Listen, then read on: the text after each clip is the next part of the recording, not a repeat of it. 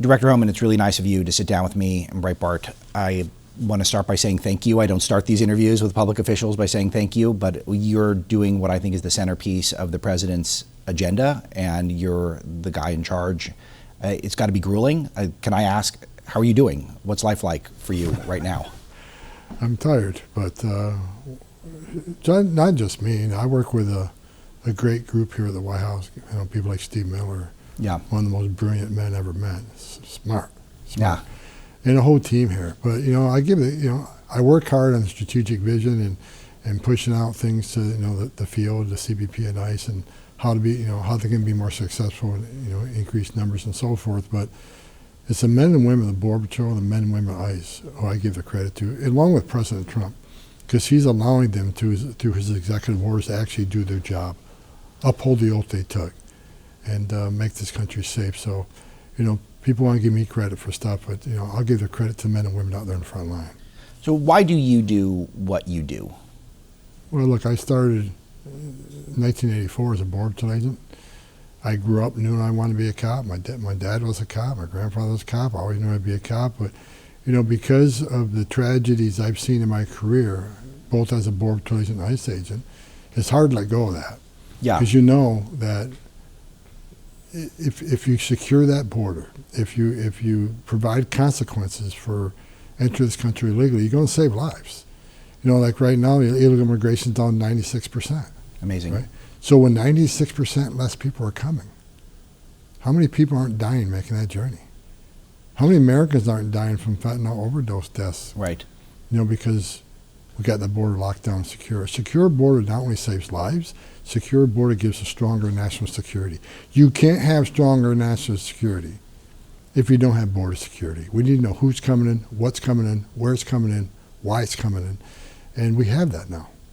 So I'm a Californian, and I always thought the fact that my state had no interest in securing the border my entire life is representative of something greater, just a general disrespect for law and order in general, that you could have a set of laws that the government does not believe ought to be enforced. Could you speak to that? Well, look, California is a sanctuary state. You know, SB 54 and the other things done over there act as an incentive for more illegal aliens to go to that state if they know they'll be protected. I've said it many times before, it's hard to believe that any elected mayor, any elected governor, or any congressperson would not want to secure a border. Because I've said it many times. I dare any Democrat or open borders advocate or sanctuary city to answer one simple question. What's the downside on a secure border? Right. What's the downside on less drugs, less cartel activity, less sex trafficking of women and children, less no-inspected terrorist crime? What's the downside? And you know, one of the reasons we have the most secure border in history right now is because of President Trump and his out-of-the-box thinking with executive orders. Yeah. The men and women of the Border Patrol. But you know who also deserves a lot of credit for secure border? ICE. Yeah. And why is that? Because they got 1,000 teams out there every day looking for criminal aliens and others, showing the whole world there are consequences. You're no longer going to cross that border, be released, and think you're home free. So by the work ICE is doing every day, it sends a message across the whole world. Don't give up your life savings to come to a country where you're not going to be released. So I want to talk to you about success metrics. I want to talk about how you feel like progress is being made. But don't be one more personal question. You've got a wife, you had 4 kids. I think you were technically semi-retired before this, and you got pulled back into a super grueling job. On a personal level, do you feel like you've got the support? Because you know you're beloved in certain communities, but you're also the most attacked person, I think, in the entire administration. What's that like on a personal level, day to day? I don't care. I don't care. I mean, this is the second time I came out of retirement for the president. Yeah. It's hard to say no to the president of the United States, ask you to come back and help fix something. Yes. Where thousands of lives have been lost. So I knew the hate was coming. And, you know, unfortunately, my family pays the price. That's right. You know, because I haven't lived in my family in months because of death threats against me. But my family understands the important mission. Look, if people wore my shoes for 3.5 decades of doing this job, if they've held the dead children I've held, talk to the little girls as young as 9 who who were raped multiple times by, just animals from the cartel. Stand in the back of a tractor trailer with 19 dead people at your feet that baked to death, including a 5-year-old little boy. Run an operation in Arizona where, alien smuggling cartels were ripping bodies from each other like you would drugs. And when someone couldn't pay their smuggling fees, they torture them, call their relatives up and torture them, let them listen on the phone, and kill them because they couldn't pay the fees. And these are just a few things. You wore my shoes in 3.5 decades, you wouldn't ask that question. Because, I've seen so much tragedy in my life. It's who I am today. So when I began to ask, come back, secure the border, which again is going to save lives, how do you say no to that? So I do it. I love this country. Are there any specific examples of the list you just gave that really make an impression on you when you're thinking that I need to take out some of the bad guys today? Like, are there any that speak to you? Two that break my heart is the 19 dead aliens in the back of a tractor trailer. Mm-hmm. When I arrived on that crime scene, I immediately, when I got to the back of that tractor trailer, several bodies were already on the ground. When the doors finally opened, people rushed out to get air, and some of the dead bodies that were fighting for a small hole where the brake light used to be to breathe were pushed out. But I stood in the back of the trailer and looked back in there, and I saw a little boy in his underwear, later turned out to be 5 years old, dead. With who else later found out was his father was cradling him on top of him. Most of them, if not all of them, I remember, were in their underwear because they're trying to get some relief from the searing heat in that steel box, right? So I sit there and I looked, and I'm thinking, okay, these people are in a steel box, 170 degrees or higher, black, couldn't see your hand in front of your face, no air, no water, no food. They baked to death.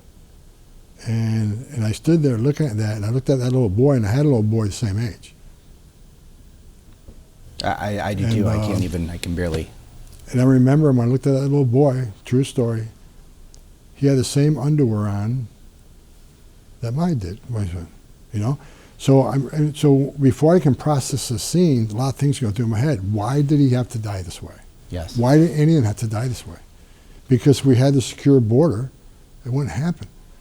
And when you talk to the survivors through the investigation, I was on the ground there for weeks. When you hear the stories, how that little boy begged his father, he didn't want to die. Any 5-year-old's got to beg his father not to die because he wanted to see his mom again. He wanted to see his sisters again. So a lot of people say, okay, there's 19 dead aliens. What a terrible way to die. No, dig into it a little bit more. How they fought for their life. How a 5-year-old begged his dad. A 5-year-old knew he was dying and asked his dad to save him. And what's his dad going to do? They're in a locked steel box. His dad, the reason he was there. So think what the father's going through to watch his child die in his arms, then later die on him. That changed me forever. And the time I actually talked to a little girl, she's about 9 years old, that, when made that journey through the cartels, were raped multiple times by members of the cartel. Now that little girl, her life will never be the same. Everything innocent and pure was ripped from her. So that's why I fight hard. And a lot of people ask, why do you get emotional when you're on TV? Why do you get emotional when you're in front of Congress? Because we can fix this. And I came back 4 years. We had the most secure border in the history of this nation under Trump 45. Biden administration came in and unsecured it on purpose. On purpose. It wasn't by accident. Mm-hmm. It was by design. Yes. And every morning I woke up pissed off because I knew, based on my years of experience and my investigation, okay, how many people died last night? How many women or young girls got sexually assaulted last night? How many have been forced into labor to pay off their smuggling fees? How many pounds of fentanyl came across last night to kill Americans? How many people from a terrorist-sponsored country got across last night? How much money did the cartels make last night? Every day I wake up knowing that people died the night before. And the danger that created is the biggest national security vulnerability this nation's ever created because we couldn't control who's coming across. I talked to chief patrol agents the entire 4 years. They said they lost operational control. They don't have operational control. One chief of patrol used the term broken arrow. He says, it's broken arrow here because I can't possibly contain what's coming across. I'm looking at catching 10%. So, you know, they arrested over 400 people on a terror list. How many of the 2.1 million? Over 2 million people, known gotaways. They're caught on video, drone traffic, sensor traffic, or foot traffic. We know over 2 million people across the border were not arrested, were not vetted, were not fingerprinted. Who the hell are they? If we caught 400, how many of the 2.1 million came from a country sponsoring terror? Under Trump 45, we caught a total of 14 in 4 years. They had over 400 they caught. So every morning we got pissed off. So when you get a call from the President of the United States, when he got back in office, hey, will you come back help fix this? How do you say no? You can't. So we have been covering the cartels at Breitbart from the very beginning. It's something I would say maybe of my 10 years editor-in-chief of Breitbart, one of the things I'm most proud of is our Cartel Chronicles initiative, where we frame up the immigration crisis we have in this country as it's not a race issue. It's not even, it is a jobs issue, but that's not, it's a humanitarian issue. It's a humanitarian crisis. That's what you're speaking to right now. But I want to. Yeah, because they compare the two administrations. That the Trump administration is inhumane. Yeah. Biden administration, we're very humane, really. Yeah. So let's compare the numbers. Under Biden, 4 years, over 4,000 aliens died making that journey. Historic record. We never came close to that in 4 years ever. Wow. Over 250,000 Americans died from fentanyl coming across that border. Those policies were killing Americans at record numbers and killing aliens at record numbers. Under President Trump, I'll say it again, when 96% less people are coming, how many women aren't being raped? How many children aren't dying making that journey? Right. How many Americans aren't dying? Trump's policies are saving thousands of lives every year. Even the border wall, people want to attack the border wall. Well, you know, it's Trump's project, and it's no, it's America's wall, because here's what people don't talk about. Every place a border barrier's been built, illegal migration's declined, illegal drug flows declined. But guess what? It also saves lives, because women and children can't get over that barrier, which means they're going to a place where there's not a barrier, and what's waiting on them? The men and women of the Border Patrol, who's going to deal with the humanitarian crisis there, deal with the medical issues. So a lot of them are in bad shape when they get there. Walls save lives. Unbelievable. Walls save lives. I don't think of you as a political person. You were appointed by Barack Obama as well. I don't actually know what your politics are. I imagine you don't view this as a political job at all. But could you speak to that? No, I'm a cop. I'm a law enforcement guy. I've been a law enforcement guy since 1983, when I started as a police officer. I've been a career law enforcement officer my entire career until now. This is now a political appointment, but I'm not a politician. I'm just an old guy that's enforced law for years. I spent years in the Border Patrol as an agent. I went to ICE after that.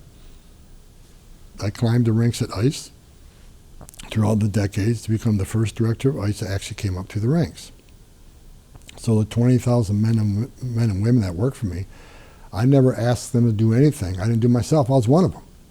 So I've been in the trenches. I've been on the front line. And there's one thing I think any man and woman in ICE or Border Patrol will tell you, I've always had their six, because I've been there. I've done it. I know what their struggles are. I know what the problems are. And with 40 years under my belt now, I've seen hundreds of policies come and go. Because I've worked for 6 different presidents, starting with Ronald Reagan.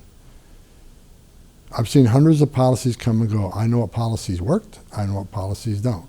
So I'm just here trying to be the cop I've always been and trying to secure that border and make sure we remove as many public safety threat illegal aliens as we can. Quick thought I had when you mentioned the death threats to you and your family. Do you think they're coming from foreigners or from Americans? Both.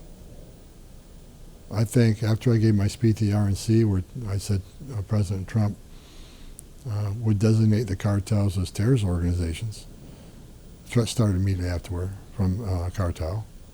Now I know there's threats from people here, open borders advocates, people just lost their damn minds.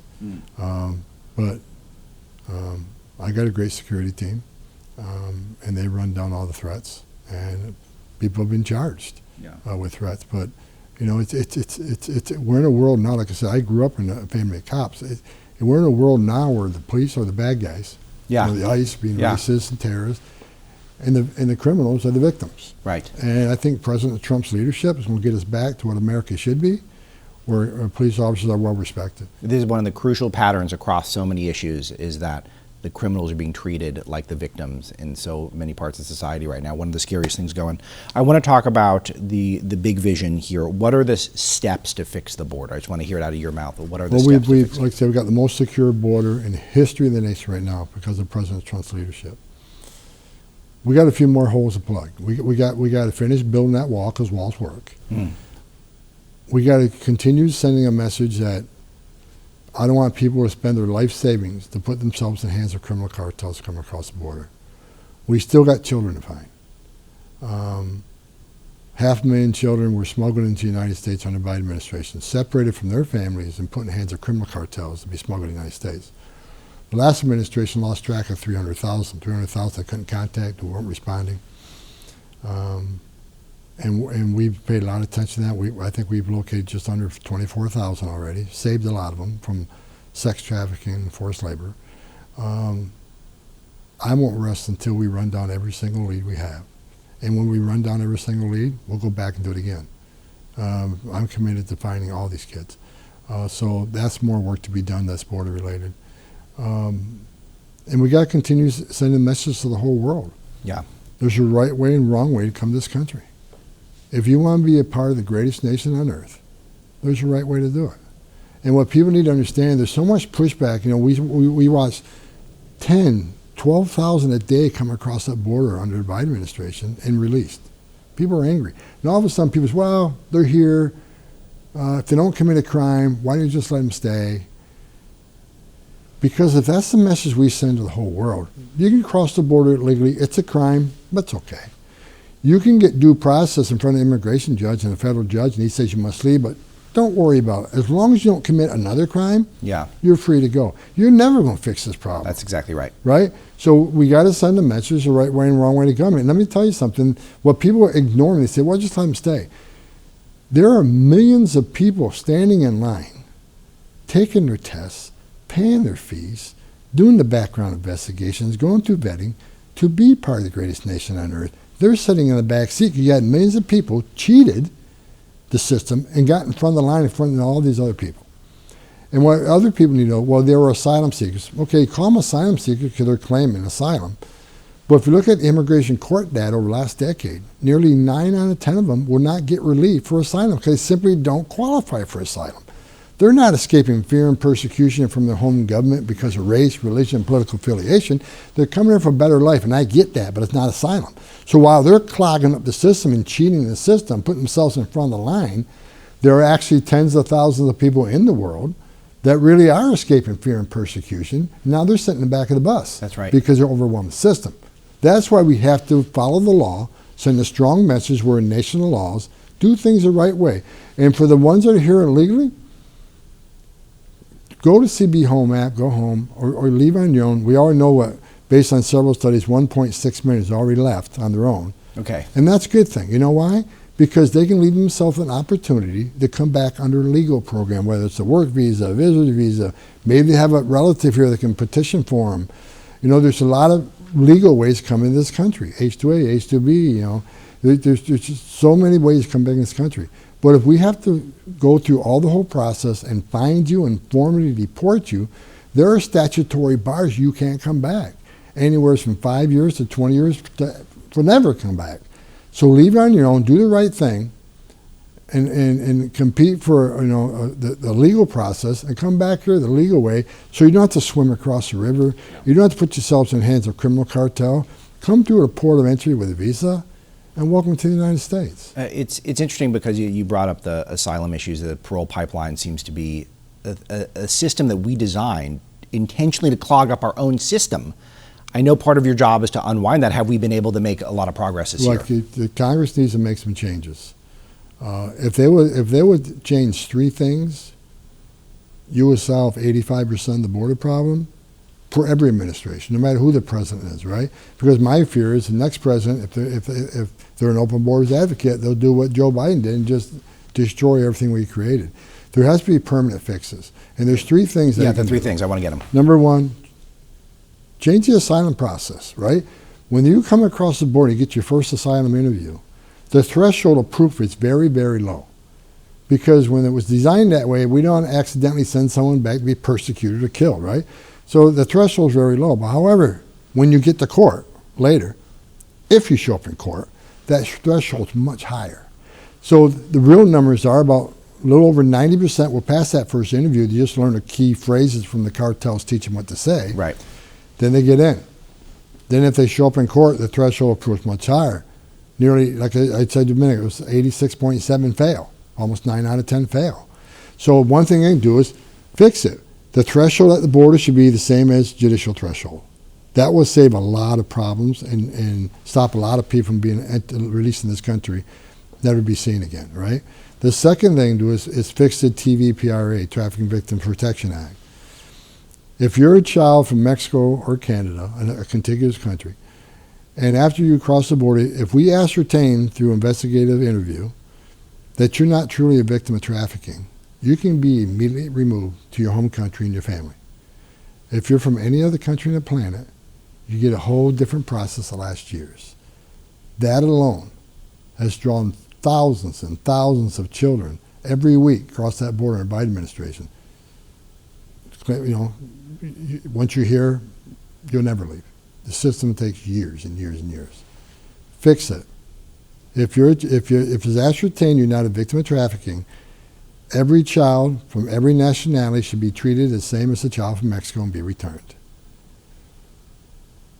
The third thing is the Flores Settlement Agreement, which is a court case. It says we can't detain a family. It's actually we can't detain a child, even if they're accompanied families, for over 20 days. Under President Obama, when family units started coming across, we started detaining them in family residential centers that we built. It took about 40 days, somewhere around 40 days, to actually get to see a judge because all the lawyers and the processes and whatever. It took about 40 days. 9 out of 10 lost their case. Sent them home. And guess what? The numbers of family units dropped significantly at the border because they said, okay, there's no free pass here, there's consequences.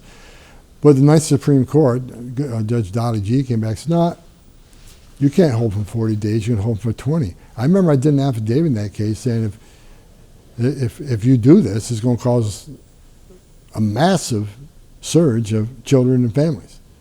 Because if we can only hold 20 days, that's enough time to see a judge, and they leave and never be seen again. I was called a fearmonger. Right. I guess look what happened. Yeah. So if they can change the Flores Settlement Agreement, if you're a family coming across the border and you really are escaping fear and persecution, why would you not want to stay in a family residential center? It's not a jail. It's not a Constantina wire. It's an Opus campus setting.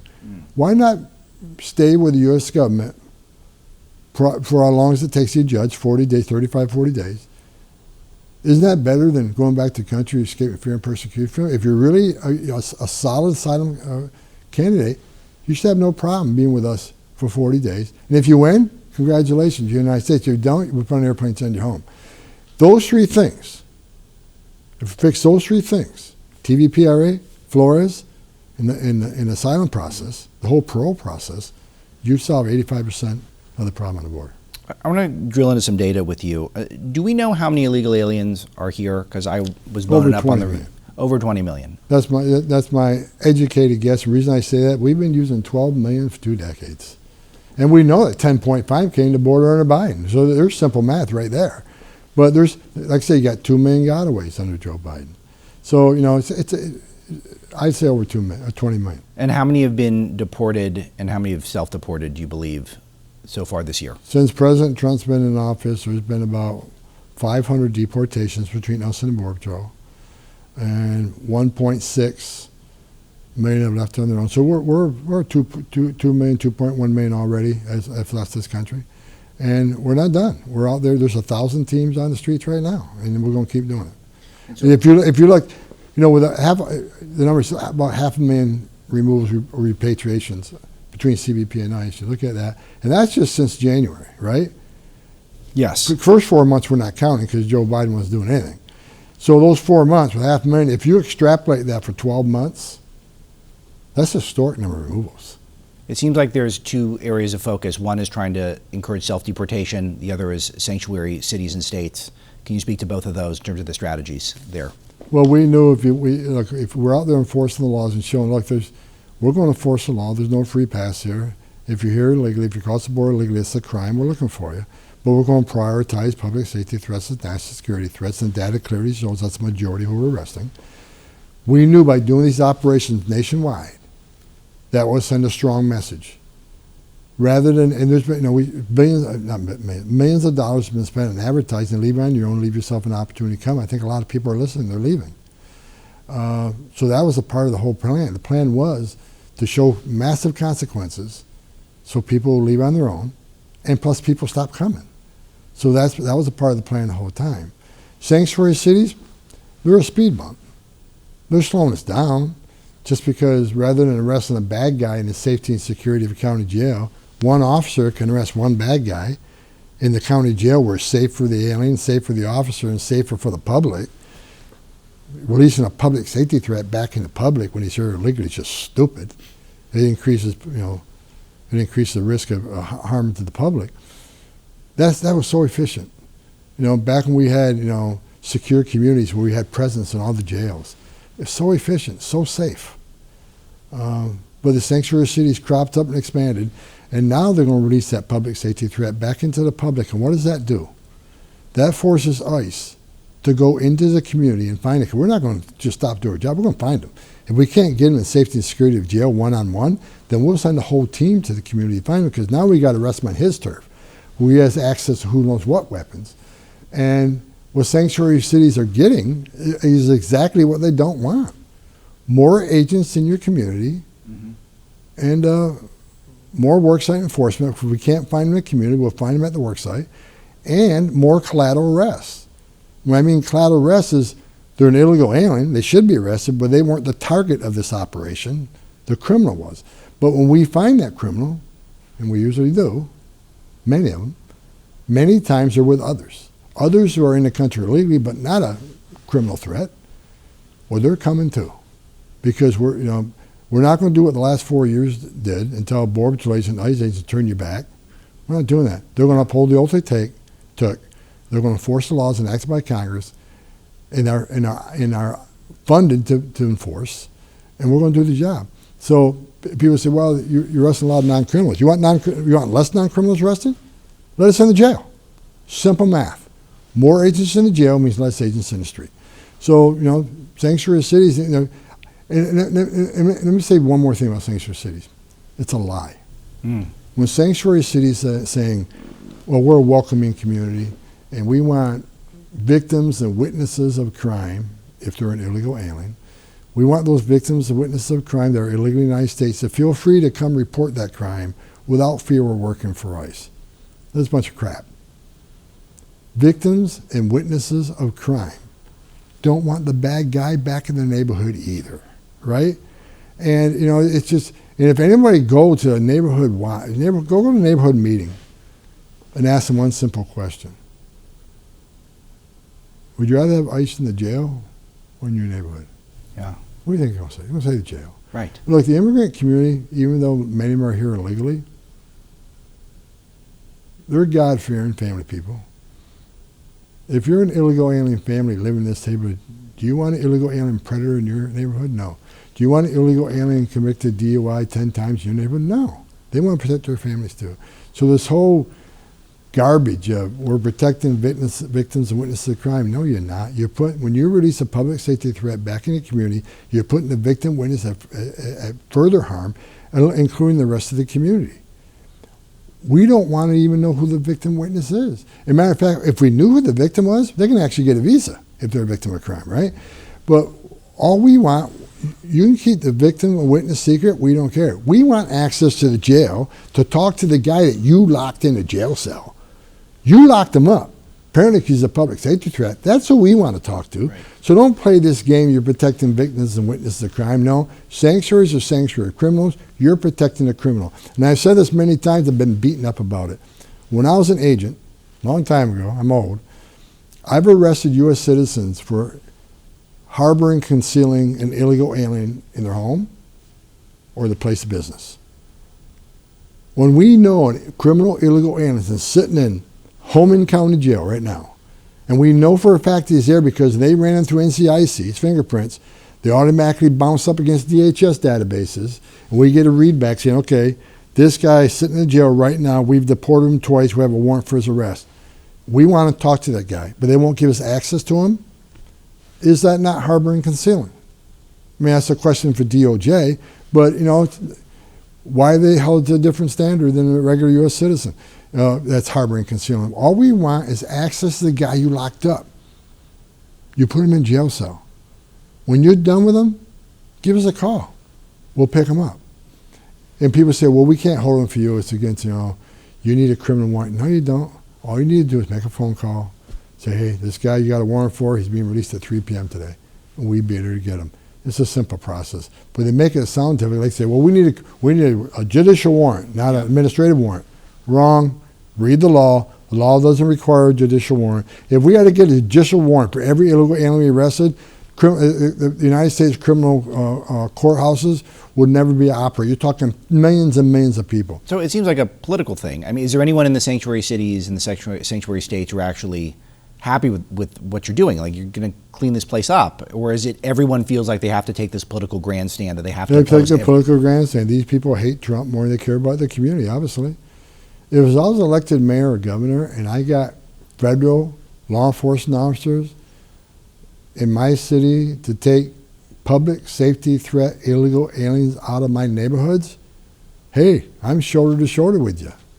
But again, I think the hatred for Trump and this administration and the political, look, what we're doing every day is showing exactly what happened in the last 4 years. When they said it was a secure border and we're deporting 500,000 people and 1.6 million left on their own, what happened to that secure border the last 4 years? You said no one was coming. Yeah. And every day we arrest these criminals and find out these criminals were released under the Biden administration. And Biden administration stood on stage saying every one of these people are vetted. We're showing the last 4 years they lied to the American people. They don't like that. Plus we're ruining their end game. Their end game was this, which no one talks about. Yeah. Why did they release millions of people in the United States rather than detaining them? The federal law says you come across the border without proper documentation, you shall be detained. That's what the statute says. Not maybe, not think about it, not give them to an NGO and put them in a hotel $500 a night. Right. The Biden administration released millions of people. At the same time, they had thousands of empty ICE beds at about $130 a night, sitting empty, already paid for.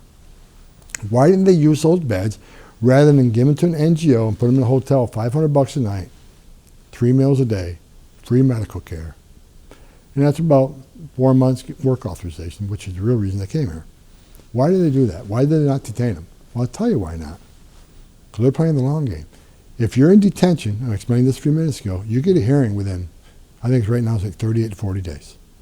9 out of 10 they're going to lose, and they're going to go home. That's not what they want. If you release them on the non-detained docket to an NGO, their hearings are years out. Right. And what happens? Maybe another Democratic administration. Yes. Now they can award amnesty. Remember, Biden overturned the Trump census rule. Millions of people be counted in the next census in these sanctuary cities. What does that mean? More seats in the House for the Dems. We're ruining their long-term plan. And people say, that's racist, that's called the replacement theory. Call it what you want. It is what it is.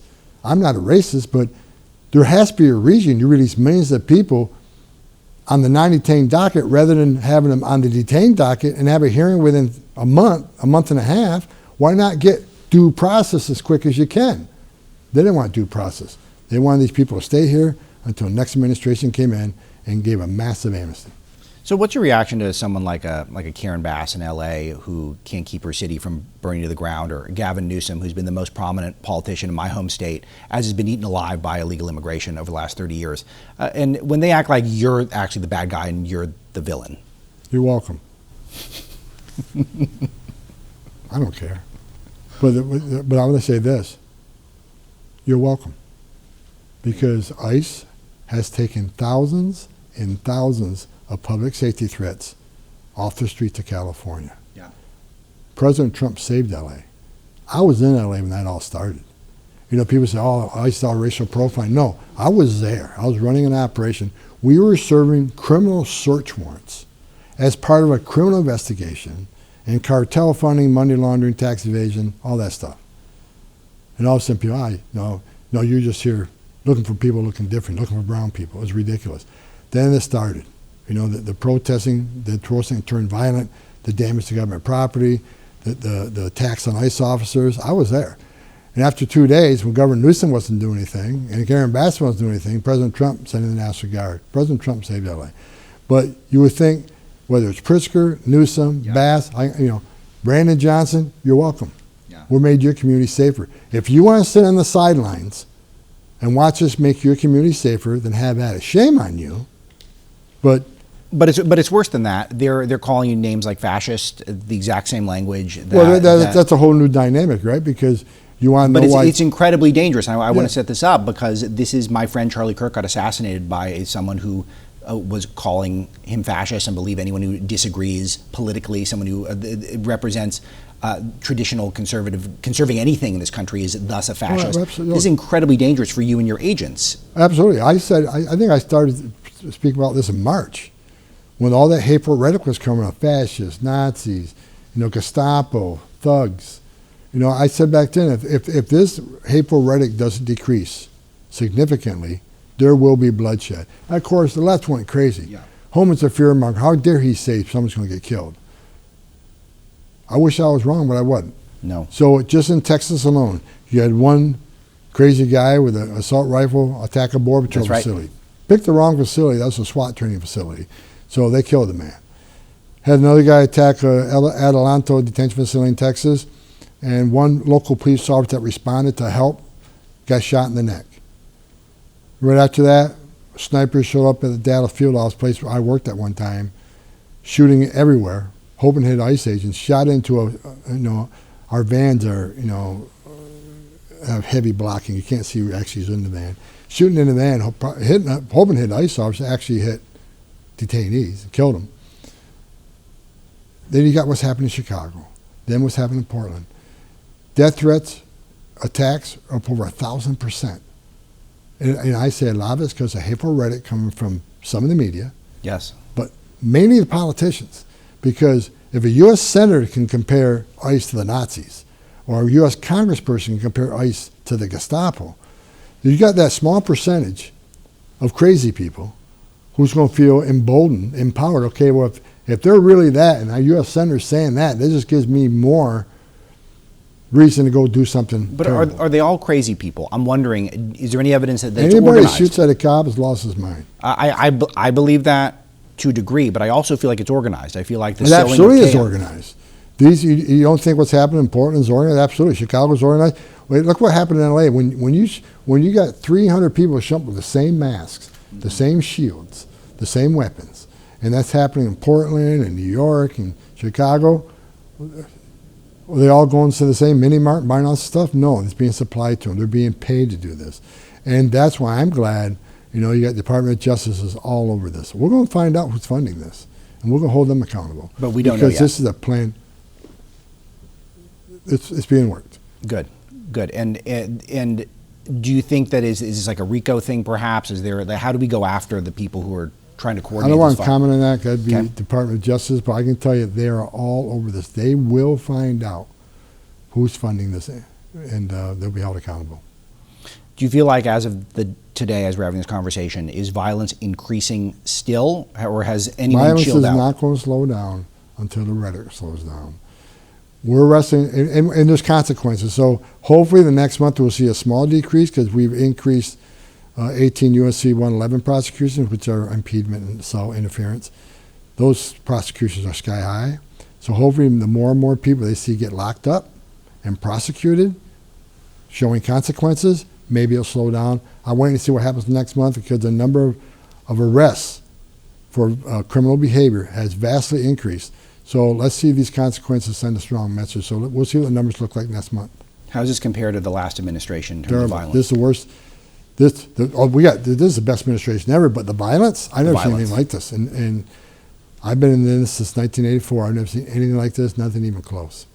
Are any Democrats helpful at all? I don't mean to make it political, but I don't see one of them out there saying this has got to stop. No, I can say, most of them won't even talk to me, but I can say that at one point, me and Mayor Adams in New York City had an agreement to get us back into Rikers Yes. Island. Uh-huh. And he was crushed for that. Yeah, I think he was. Obviously, the city council stopped it. Yeah. But he wanted us to get back in Rikers Island to get the bad guy in the safety and security of a jail rather than hitting the streets of New York. And the city council squashed that. So I think he tried. But, they're all sticking together pretty much. I mean, I don't have a lot of discussions with them, Democrats, because they hate us, hate this administration, hate me. So, we're going to keep doing what we're doing. Despite this political crap that's going on, we're going to keep enforcing law. We're not going to wait. We're going to be out there today. We're going to be out there tonight. We're going to be out there tomorrow. This isn't stopping. We're going to do the job President Trump promised the American people we're going to do. Director Homan, you've been so generous with your time. I want to wrap things up by talking about metrics for success for you. Is there a target number of deportations? How do you measure? Can anyone stay, from your viewpoint, who's here illegally? If you're in the country illegally, you got a problem. If you're illegally, of course, you got the right to see a judge. The judge will make the decision. But if you cross that border illegally, it's a crime. If you're here illegally, you got a problem, and you're not off the table. I mean, we're doing the smart thing. President Trump said we're going to concentrate on public safety threats and national security threats first, the worst first. That's the right thing to do. Like if I'm an agent, and I got an illegal alien that rapes somebody here, and an illegal alien doesn't commit any crime by the illegal entry over here, I'm going to get the bad guy first. And that's what we're doing. The stats clearly show nearly 70% every arrest is a public safety threat. The other 30% could be national security threats. Those will final orders. But we are prioritizing, and the data shows it. But that doesn't mean everybody else is off the table, because again, if the message we want to send, oh, you cross the border illegally, it's a crime, don't worry about it. Just don't commit another crime, and you're free to stay. You're here forever. If that's the message we send, you're never going to fix it on a long-term basis. No. If you're in the country legally, you're not off the table. I hope you can leave on your own and come back under a legal program. You're showing credible leadership here, maybe second only to the president here in the country at this time. When do you feel like you'll have done a good job? When do you feel like you can say this was a successful mission? This is a successful mission right now, but I will rest and feel good when I know there's not illegal alien, national security threats, or public safety threats walking our neighborhoods. That's when I'll feel good. I don't have a number. As many as we can get. Amazing. Well, thank you so much on behalf of everyone in Breitbart, and really on behalf of the whole country, even those who don't understand the importance of what you're doing. Keep up the great work, please.